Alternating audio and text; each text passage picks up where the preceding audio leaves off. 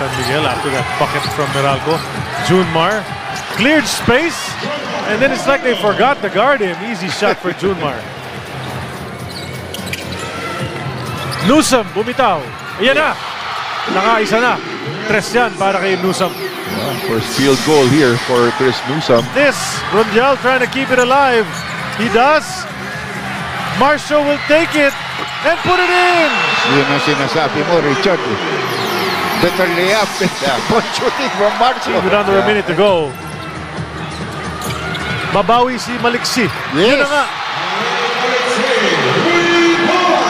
Si Junmar. Now, masyado malakas ang pasa. Oh, Banquero goes behind his back. Oh, he traveled. Stutter step.